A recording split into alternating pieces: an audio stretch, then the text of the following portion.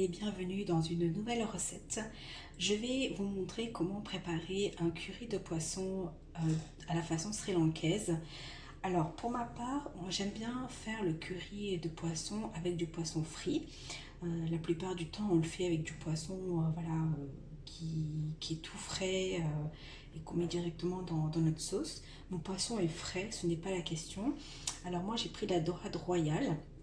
Ce que j'ai fait, c'est que j'ai coupé le poisson en plusieurs morceaux. J'ai mis dedans du curcuma, j'ai mis du sel et j'ai mis de l'huile d'olive. Donc tout ça, j'ai mis dans mon récipient, j'ai tout malaxé, mélangé. Et comme je vais faire un curry avec du poisson frit, je vais passer ces morceaux de poisson dans mon four.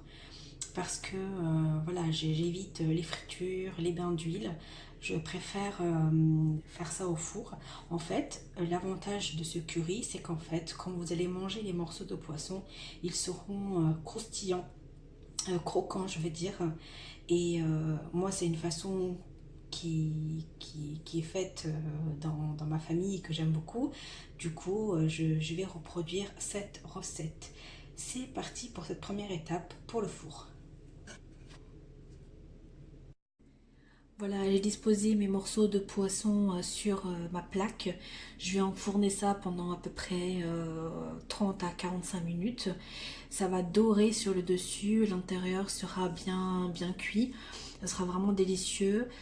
Pour ceux qui se demandent où sont passées les têtes des poissons, c'est juste que j'ai horreur de voir des têtes dans une sauce, dans un curry. En fait, ça me dégoûte, ça me répugne.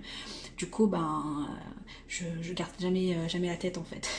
Et donc voilà, pour les amateurs de poissons, ils vont se dire mais elle est complètement folle, elle n'utilise pas la tête. Mais écoutez, moi ça m'intéresse pas, je veux pas avoir ça dans ma sauce. Donc voilà. Et voilà, mon poisson, il est bien frit, ça sent très bon. Et on réserve pour pouvoir le mettre dans le curry. On se retrouve pour la deuxième partie de ma recette de curry de poisson frit. Alors pour cette étape, on va prendre une casserole qu'on va chauffer et on mettra de l'huile dedans pour faire revenir les échalotes, l'ail, le gingembre. Alors là, j'ai déjà préparé la casserole avec l'huile. Je vais le mettre sur le feu. On aura besoin de poudre de cumin, de graines de moutarde, des graines de fenouil.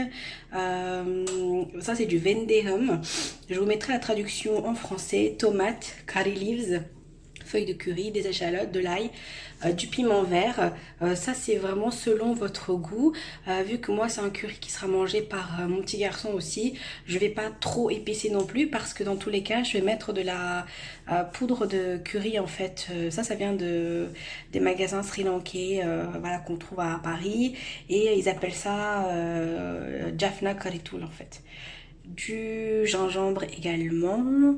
Et pour l'instant, on aura besoin de ça et bien sûr nos poissons frits qu'on a réservés depuis tout à l'heure. En fait, on doit entendre le crépitement de nos épices. Donc, graines de moutarde, graines de fenouil grec. Et on va venir ajouter nos oignons. J'ai écrasé le gingembre avec l'ail dans mon mortier et on va venir le rajouter à notre mélange. On va venir rajouter une tomate qu'on a coupée en morceaux dans notre mélange. J'ai utilisé aussi du tamarin pour donner un petit côté acidulé. Donc ça se trouve comme ça. Donc, du tamarin, j'ai pris un petit morceau. Je vais mettre de l'eau chaude pour faire ressortir toute la saveur du tamarin.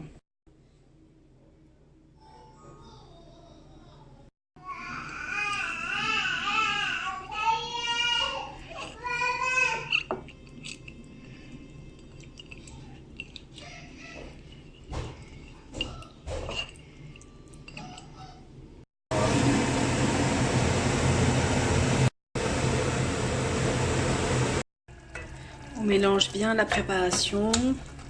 La vraie couleur, ça donne ça sans la lumière.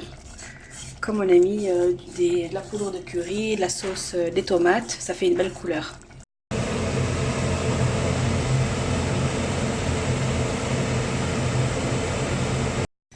Notre curry de poisson frit à la sri-lankaise est prêt.